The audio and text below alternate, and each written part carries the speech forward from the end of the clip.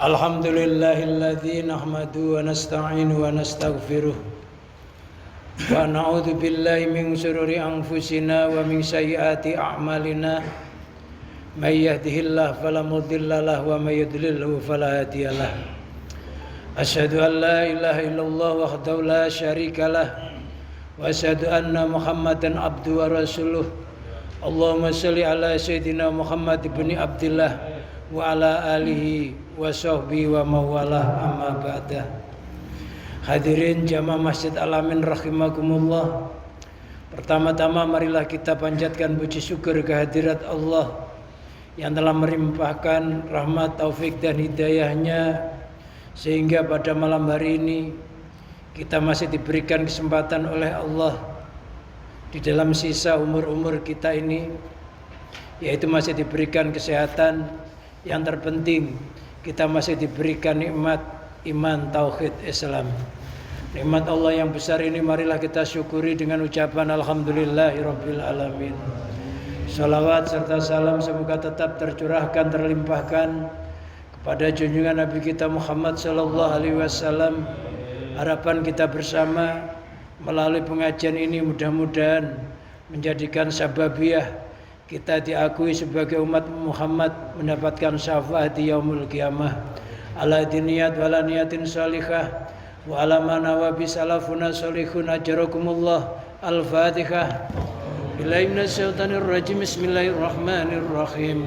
Alhamdulillahirabbil alamin arrahmanir rahim maliki yaumiddin. Wa iyyaka nasta'in ihdinas siratal mustaqim. Siratal ladzina an'amta 'alaihim ghairil maghdubi 'alaihim waladdallin. Amin.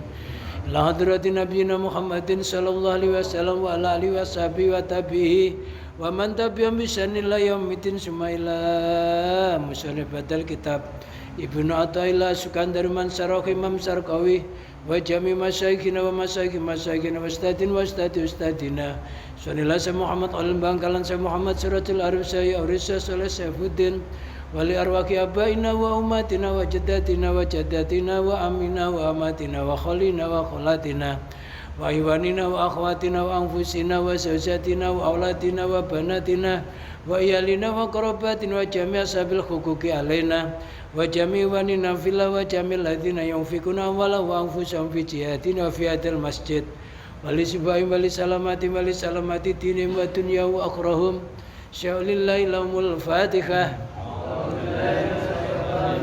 Bismillahirrahmanirrahim. Alhamdulillahirabbil alamin arrahmanir rahim maliki yaumiddin.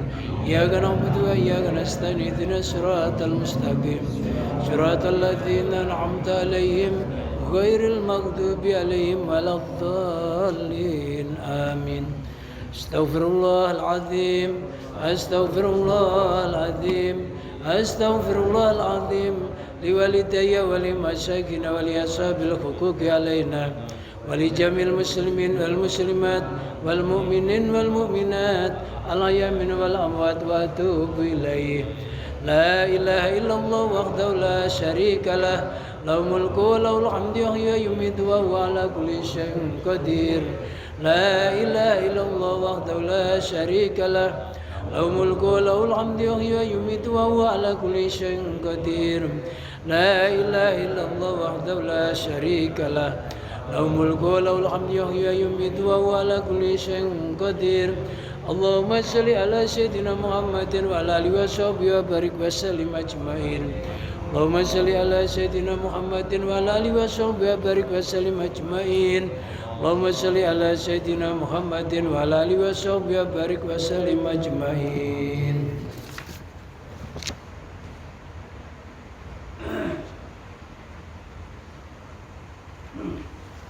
Bismillahirrahmanirrahim. Rabbi shrah li sadri wa yassir li amri wa hlul 'uqdatam min lisani yafqahu qawli. Allahumma ij'alna fahman ka fahmin nabiyyin wa hifdzan ka hifdzil mursalin wa ilhaman ka ilhamil malaikatikal muqarrabin bi rahmatika arhamar rahimin. Qala al-musannif rahimahullah wa nafa'ana Allah bihi wa bi ulumihi wa amatana bi barakati fit daraini amin. Mimma yadulluka ala wujudi qahrihi subhanahu an hajabaka anhu bima laisa bimawjudin ma'ah mimma yadulluka, sebagian dari perkara atau sesuatu yadulluka yang menunjukkan kepadamu ala wujudi qahrihi, atas wujud memaksanya Allah subhanahu, an hajabaka, Allah mendindingimu, anhu, darinya Allah, bima, dengan sesuatu, laisa bimaujudin, dengan sesuatu yang tidak terwujud, ma'ahu, bersama Allah. Mimma itu sebagian sesuatu ya duluka yang menunjukkan kepadamu ala wujudi qahrihi, atas wujud memaksanya Allah subhanahu, an hajabaka anhu bima laisa bimaujudin ma'ahu, yaitu Allah mendindingimu dari Allah. Khitabun li amatin nas, ini adalah komentar untuk umumnya manusia. Bima laisa bimaujudin, dengan sesuatu yang tidak terwujud, ma'ahu, bersama Allah. Ittafaqat maqalatul arifin, telah sepakat ungkapan-ungkapan orang-orang ahli ma'rifat, wa isyaratum, dan isyarah mereka, wa mawajidum, dan pendapat-pendapat mereka, alamat dzukira, atas sesuatu yang telah disebut, min anna siwallah adamun mahdin, dari sesungguhnya segala sesuatu yang selain Allah itu hukumnya adamun, tidak ada, mahdun, yang murni, min haitsu dzatuhu, dari segi zatnya, la yusafu, tidak boleh disifati, biwujudin, dengan wujud, mau, bersama Allah Ta'ala. Sebagian dari sesuatu yang menunjukkan atas wujudnya memaksanya Allah kepada hamba-hambanya, yaitu Allah membikin hijab atau tirai kepada hatinya hamba-hambanya atau umumnya manusia, membikin tirai dengan sesuatu yang tidak terwujud bersama Allah. Apa itu? Yaitu adanya alam semesta beserta isinya. Allah adalah zat yang wujud, sifatnya wujud, wajibul wujud. Selain Allah itu hukumnya adamun, artinya tidak ada. Ya enggak ada wujudnya, ya enggak ada kehendaknya, ya enggak ada gerakannya, ya enggak ada total sama sekali secara hakikatnya. Kenapa demikian? Karena Allah itu wujudul wujud, artinya Allah itu wujud sendiri tanpa ada yang mewujudkan. Awal tanpa ada permulaan, akhir tanpa ada penghabisan. Loh, kalau manusia ini berwujud dari sesuatu yang tidak ada. Sebelum manusia ditakdir oleh Allah berupa sperma, makhluk ini berupa apa? Ya enggak berupa apa-apa, ya enggak berwujud apa-apa, ya enggak punya apa-apa. Walam taku min qablu syai'an, asalmu itu ya enggak berupa apa-apa. Lantas dengan kekuasaannya Allah, dengan kehendaknya Allah, melalui hembusan sifat wujudnya Allah, maka makhluk diciptakan oleh Allah melalui kun. Dengan kun maka fayakunu, maka makhluk tercipta. Artinya terciptanya makhluk ini memang berasal dari sesuatu yang enggak ada. Kok sampai wujudnya makhluk itu jelas zahir batin miliknya zat yang mewujudkan.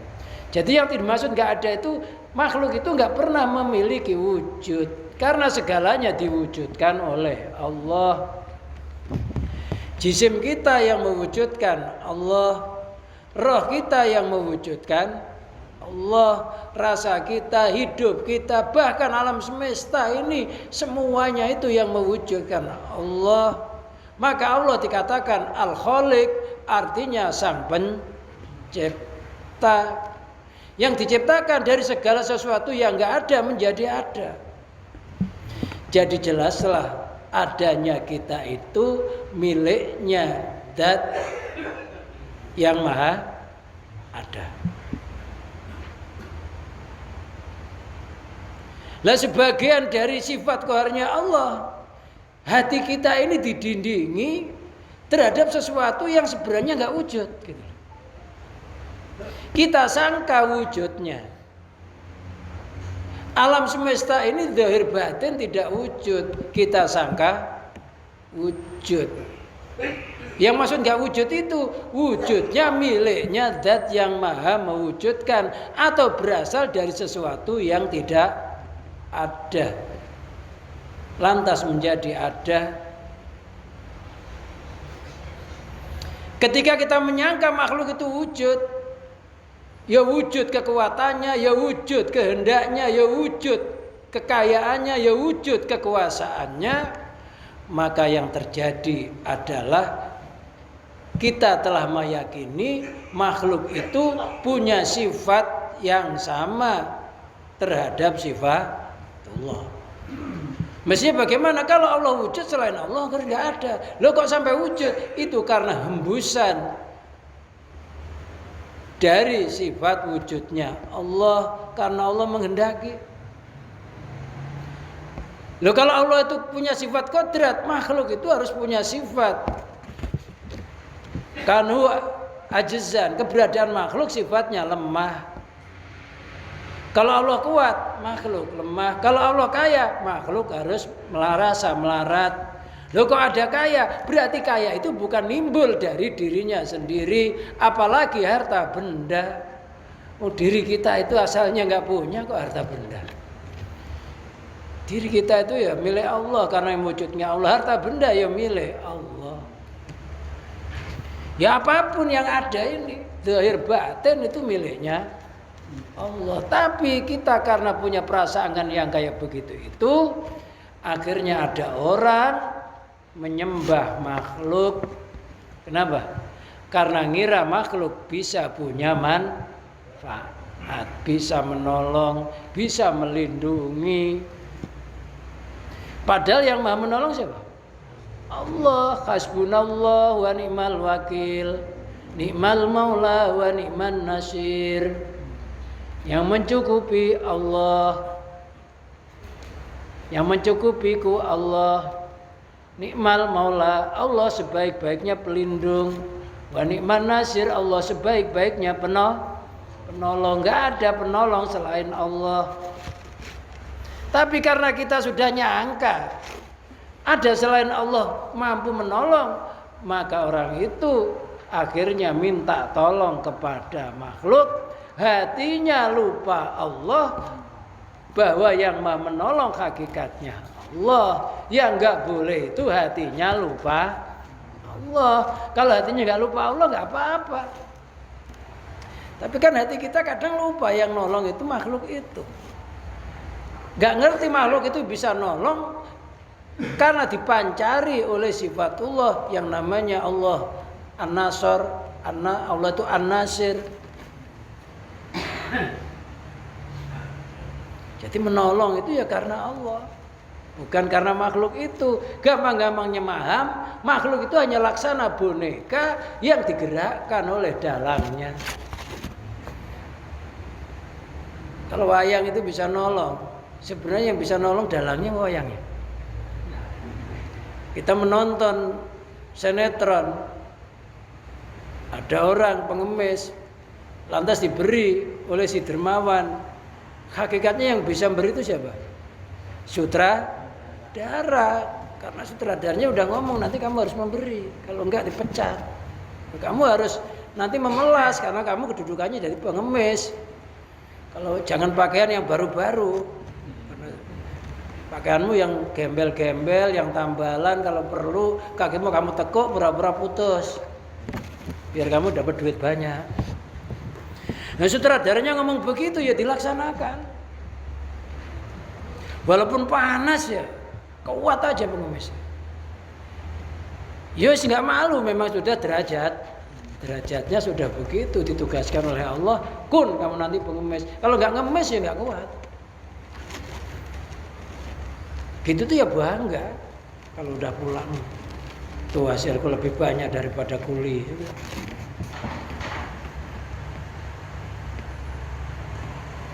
Jadi sudah ada sebelum terjadi.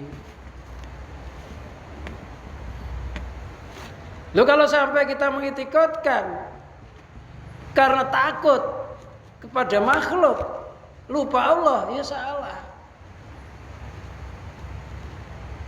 Karena hakikatnya yang harus ditakuti itu hanya Allah, karena makhluk itu nggak punya bahaya.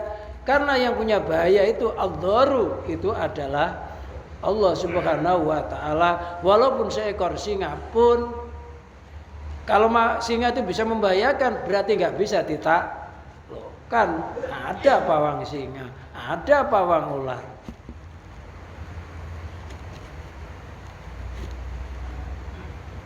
Kok bisa membahayakan kalau sampai orang itu mati digigit macan? Hakikatnya bukan macan itu bisa gigit. Bibirnya macan yang tangan siapa? Allah cakarnya, Allah giginya, Allah hidupnya. Allah kok bisa gigit? Karena izin Allah. Kok sampai mati digigit macan? Memang takdirnya di Lauhul Mahfuz, orang ini takdirnya digigit macan mati. Sama dengan ada orang takdirnya harus di angkasa matinya, kapalnya meledak. Sebagaimana orang takdirnya di atas air, kapalnya tenggelam. Sebagaimana takdirnya orang lagi di perjalanan, tabrakan, kan hampir sama aja.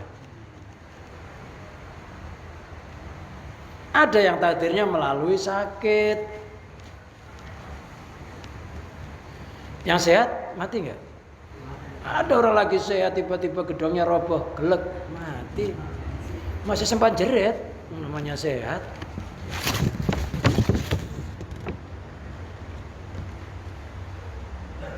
Berarti semuanya alam semesta itu nggak ada yang membahayakan. Kok timbul bahaya? Itu karena Allah punya nama Ad-Dar, Dat yang maha menciptakan bahaya. Aslinya ya benda yang nggak bisa apa-apa, yang nggak wujud diwujudkan oleh Allah, dikasih manfaat, dikasih bahaya. Ingat, manfaat dan bahayanya itu milik Allah. Takut ular pun kalau sampai kita mengitikadkan ular itu bisa membahayakan, nggak boleh. Kenapa kita perlu menghindar kalau mau digigit ular? Ya menghindar, tapi jangan merasa bisa menghindar. Kok selamat karena menghindari ular itu? Allah yang punya nama As-Salam, yang maha selamat, yang maha menyelamatkan. Allahumma antas salam wa minkas salam wa ilaika ya'udus salam fa hayyina rabbana bis salam wa adkhilna jannata daras salam. Kok bisa selamat? Itu yang menyelamatkan Allah. Kok enggak selamat digigit? Itu sudah takdir. Takdirnya digigit. Kalau enggak mati ya enggak akan mati walaupun digigit. Nah, ularnya udah takdirnya gigit, kalau nggak gigit berarti menselisihi kodrat. Pada suatu saat atau suatu hari, si Abdul Qadir Al-Jailani ini lagi ngajar tentang ilmu tasawuf mengenai takdir. Dia menerangkan bahwa apapun di jagat raya ini terjadi karena takdirnya Allah. Inna kulla syai'in khalaqnahu biqadar. Sesungguhnya segala sesuatu itu kuciptakan dengan ketentuan, dengan garis. Ketika lagi asik menerangkan tentang takdir, Tiba-tiba ada ular di depannya mendatangi Syekh Abdul Qadir. Jamaahnya sama lari karena takut kena bahayanya ular, semuanya mau kabur. Syekh Abdul Qadir terus ngaji lagi, terusin ngaji, jamaahnya kabur takut ular. Syekh Abdul Qadir tetap ngaji aja. Akhirnya ular itu merambat ke badannya Syekh Abdul Qadir, merambat masuk ke lengan baju sampai keluar lagi ke leher baju. Kemudian ular itu meninggalkannya. Syekh Abdul Qadir nggak bergeming sama sekali. Nerangi bab takdir kok ustadznya lari kan salah. Itu Syekh Abdul Qadir nggak lari. Akhirnya ular itu meninggalkannya. Ketika ular meninggalkannya, jamaahnya sama datang. Untung nggak saya yang dibelebeti gitu. Datang sama nanya, wahai Tuan Syekh, kenapa Tuan nggak lari ketika ular itu mendatangi Tuan dan gelubet di tubuh Tuan, bahkan keluar masuk melalui baju Tuan? Apa kata Syekh Abdul Qadir? Saya itu lagi nerangi tentang takdirnya Allah. Kejahatan apapun jenisnya itu nggak bisa manfaat, nggak bisa bahaya kecuali dengan izin Allah. Maka ketika ular itu datang, saya merasa yang menggerakkan ular itu Allah. Dan saya merasa diri saya juga milik Allah. Maka ketika ular bergerak, saya merasa semuanya itu kepunyaan Allah. Dan ketika dia lagi masuk ke lengan bajuku, mau keluar ke leher bajuku, saya bilang, hai ular, kamu itu hanya cacing yang sangat kecil, ya nggak bisa bergerak kecuali dengan izin Allah, nggak bisa bahaya kecuali dengan izin Allah. Pergilah wahai cacing. Ya, ngomongnya cacing bukan ular. Cacing yang kecil. Hanya dikitukan ularnya udah pergi. Itu orang yang yakin terhadap takdir. Kalau enggak waktunya digigit, ya enggak akan digigit. Orang udah takdirnya tidur, ya tiba-tiba digigit, ya ada. Lagi tidur, enggak ngapa-ngapain.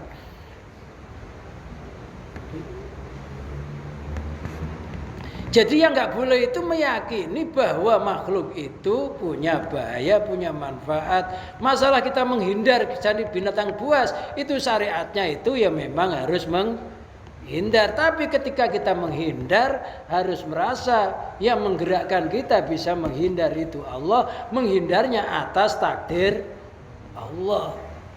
Ularnya yang gigit nggak bisa gigitnya ular itu juga atas takdir Allah. Ya nggak boleh itu kita lupa takdirnya Allah. Lupa untuk mina bil qadari khairi wa syarri min Allah. Takdir yang baik, yang buruk, nyenangkan, nggak nyenangkan, itu hakikatnya dari Allah. Mau nyusahin, mau gembirakan itu satu hati, nggak boleh berubah.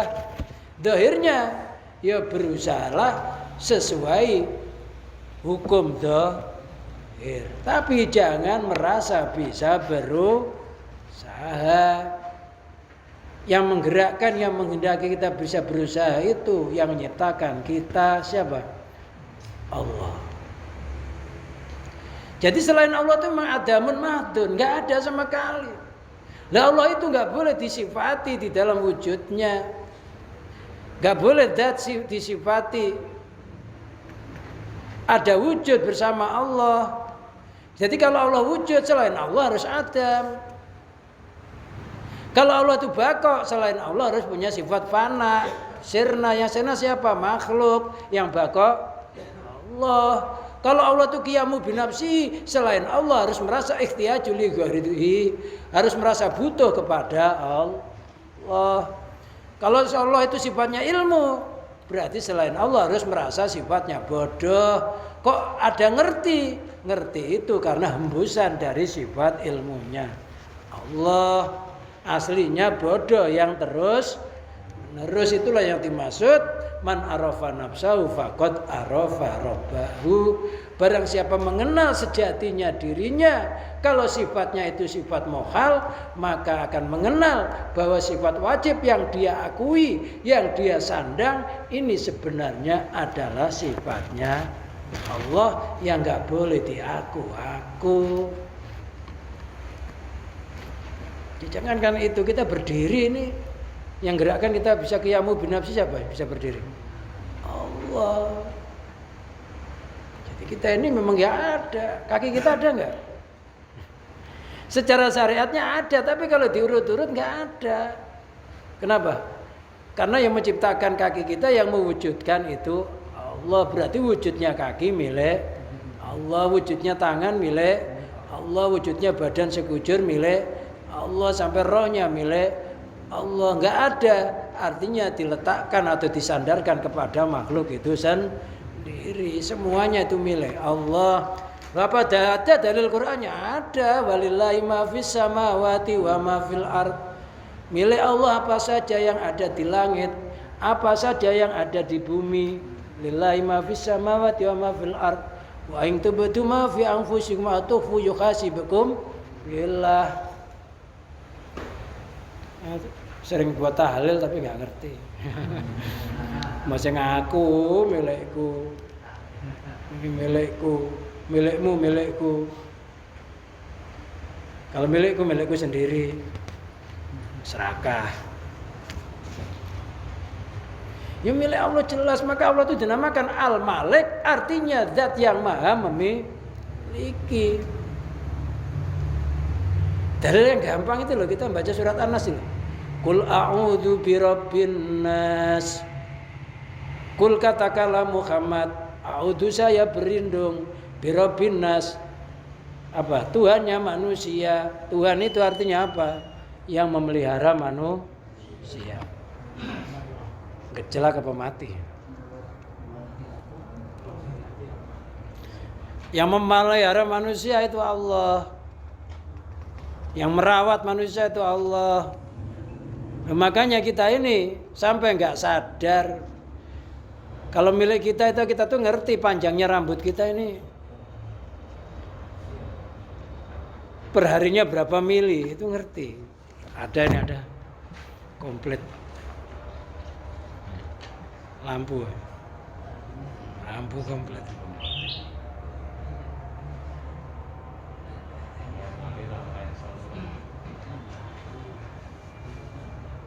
Yang lainnya gak mati-mati, terusin aja.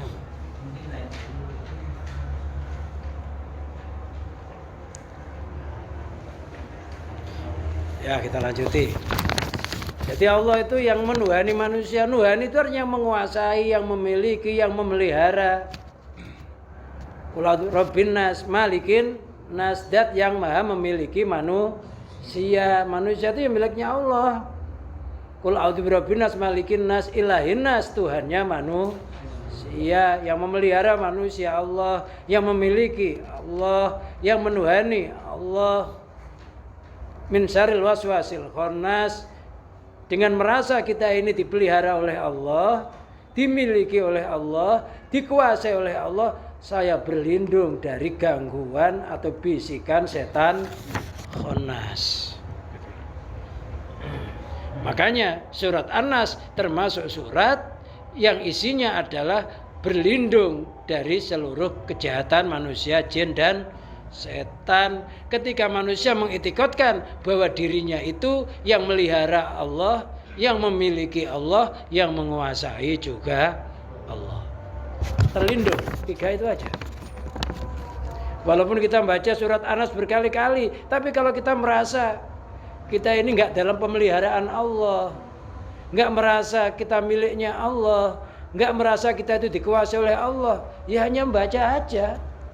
Artinya surat tersebut tidak mengeluarkan asrar atau tidak mengeluarkan faedahnya, rohnya enggak keluar gitu loh. Abal muhaqqiqun ayasyadu ghairallah lima haqqaqum bi min syudil quyumiyah wa ikhatatu mumiyah. Sebagian orang alimrat mengatakan abal muhakikun, orang-orang ahli hakikat, orang-orang yang sudah mapan ketauhidannya, mapan kemakrifatannya, enggak mau ayazadu ghairallah, enggan melihat sesuatu selain Allah. Lima haqqaqam bi min sudil quyumiyah, karena dia telah menyatakan yang berdiri di dalam diri makhluk itu hakikatnya Allah. Dan olehnya Allah meliputi secara langgeng atau terus menerus. Jadi kalau kita bisa berdiri ini karena Allah punya sifat qiyamuhu binafsihi. Allah itu al-qayyu al-hayyu, yang maha hidup. Allah itu al-qayyumu, yang maha berdiri sendiri. Ketika kita bisa berdiri, ini sebenarnya karena hembusan dari asma Allah yang namanya al-qayyum. Allah meliputi hambanya, makhluknya secara langgeng.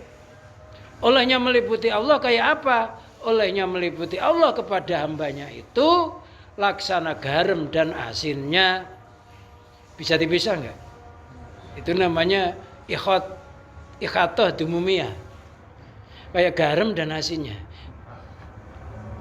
kayak kafan dan putihnya, kayak laut dan ombaknya. Laut itu Tuhan, ombak itu laksana hamba. Hakikatnya ombak itu ya miliknya laut. Tapi bagi orang yang enggak mengerti, dikiranya ombak berdiri sendiri, laut berdiri sendiri. Padahal hakikatnya ombak itu ya laut. Hakikatnya alam semesta ya semuanya berasal dari Allah, kembali kepada Allah. Innalillahi wa inna ilaihi rajiun. Sesungguhnya kami milik Allah dan sesungguhnya kami kembali kepada Allah. Yang enggak bisa kembali hatinya kepada Allah, itu namanya orang tersesat. Maka kata Allah, kul kulum min intillah, katakanlah Muhammad, segala sesuatu itu dari sisi Allah. Wa ma kauni madzukira adaman fa huwa hijabun, dan serta adanya sesuatu yang telah disebut itu adam, maka itu hijab anillahi ta'ala. Sesuatu yang enggak ada dianggap ada, itu namanya hijab. Itulah yang termasuk hatinya masih terhijab, hatinya masih terdinding. Yang dimaksud hati terhijab, terdinding itu bukan di dalam hati kita itu ada cahaya hitam atau ada benda yang nutupi, bukan begitu.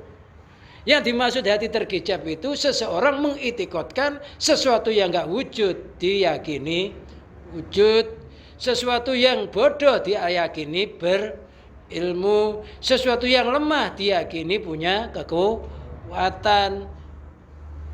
Intinya yang namanya hijab itu orang yang ngaku-ngaku sifatnya Allah diaku sifatnya makhluk atau sifatnya diri sendiri, itu namanya hijab, dindingnya hati.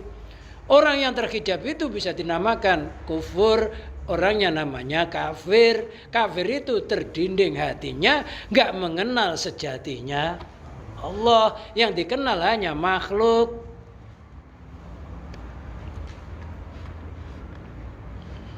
Jadi istilah hati terdinding itu istilah. Oh, saya kok gak bisa khusyuk ya sholatnya, gak bisa khusyuk. Padahal kalau orang itu sholat terdinding khusyuk, namanya terhijab. Loh, kalau sampai ngelamun, ingat ngelamunnya ya terhijab. Bagaimana ketika kita sholat tiba-tiba gak khusyuk, ngelamun kemana-mana? Hatinya harus merasa saya ini berdiri bisa sholat itu yang mendirikan Allah. Kalimah-kalimah yang saya baca ya karena Allah, ya miliknya Allah. Kalau sampai ngelamun, hati saya itu miliknya Allah. Yang nyiptakan ngelamun itu siapa sih hakikatnya? Allah. Udah dibantah ada yang dari setan gitu. Setan yang nyiptakan siapa? Ya Allah. Hawa nafsu? Ya Allah. Ketika kita hadrah, yang mengucapkan hadrah, ya Allah, berarti yang namanya orang khusyuk itu orang yang tidak terdinding oleh ngelamun dan hadrahnya, tapi merasa hatinya nyambung kepada zat yang menciptakan kita bisa khusyuk dan enggak khusyuk. Siapa? Allah, itulah yang dimaksud. Ingat, sesuai dengan tujuan orang sholat, innani anallah la ilaha illa ana fa'budni wa aqimis sholah lidzikri. Dirikanlah sholat untuk mengingat aku, bukan mengingat khusyuknya. Nanti ketika kita sholat itu khusyuk, yang terjadi apa? Merasa khusyuk, pamer, kan itu ya. Wah, saya tadi sholat itu tiba-tiba kayak ada cahaya piar, mata sampai silau. Udah merasa tinggi karena sudah bisa melihat cahaya. Jadi jangan terdinding. Khusyuk ya biarin, enggak khusyuk ya biarin. Yang penting sudah netepi syarat rukunnya. Makanya kita ini enggak disuruh sholat, disuruh apa? Disuruh mendirikan sholat. Aqimi sholat, dirikanlah sholat. Aqimu sholat, dirikanlah kamu sekalian sholat. Tidak setiap orang sholat pasti mendirikan sholat.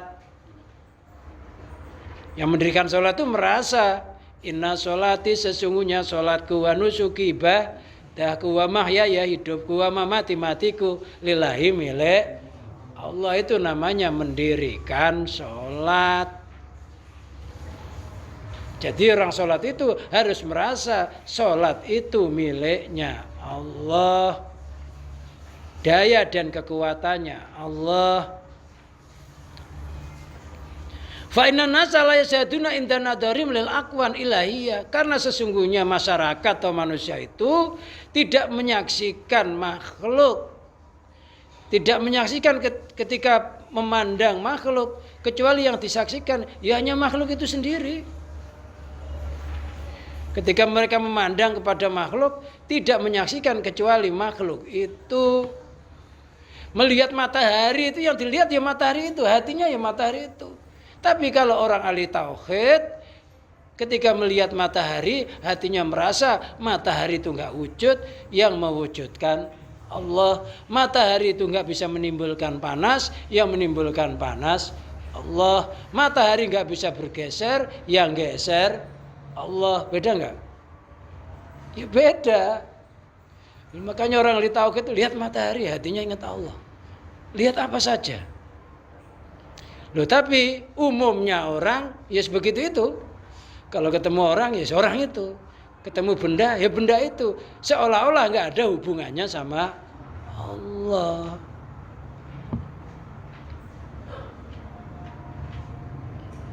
Walau yusahiduna mukawinaha, dia tidak menyaksikan zat yang menciptakan makhluk itu. Jadi dia melihat makhluk, lupa pencipta makhluk.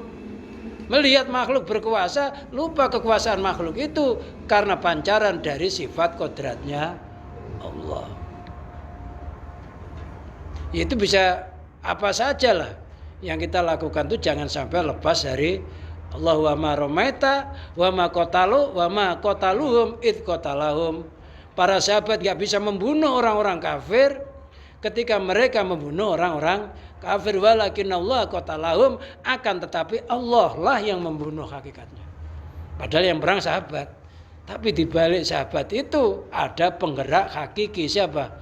Allah. Wa ma romaita id romaita walakin Allah roma. Muhammad, ketika engkau memanah, pada hakikatnya engkau tidak bisa memanah. Walakin Allah roma, akan tetapi hakikatnya Allah lah yang memanah ketika engkau memanah. Kan dikiaskan, engkau enggak sholat, engkau enggak dzikir, engkau enggak ngaji, hakikatnya yang berperan Allah. Itu cukup di dalam hati tanpa diucapkan. Namanya keyakinan atau keimanan atau i'tiqad, sesuatu yang diikat dalam hati, enggak boleh diucapkan. Kalau ngucapin sesuatu ya sesuai dohirnya aja, apa umumnya. Ma'ana la wujudalah. Loh, dia itu melihat makhluk yang lupa yang dilihat itu adalah makhluk itu sendiri, nggak bisa ngelihat penciptanya. Padahal makhluk itu nggak punya wujud. Kok maksudnya punya wujud? Yang maha wujud Allah, makhluk jadi wujud yang nyiptakan Allah melalui kun fayakunu, maka wujud. Jikun wujudlah, fayakunu maka wujud. Innama huwa lahu subhanahu, sesungguhnya wujudnya makhluk itu hanya milik Allah subhanahu wa ta'ala. Fahada mimma yaktati minul ujba, inilah yang membuat musonaf ini jadi merasa aneh. Sesuatu yang nggak wujud kok dianggap wujud, sesuatu yang nggak punya bahaya kok ditakuti, sesuatu yang nggak punya manfaat kok dimintai tolong. Aneh katanya. Ketika orang itu lupa Allah. Wallahu a'lam bishawab. Mungkin ada pertanyaan walaupun lampu mati nggak apa-apa.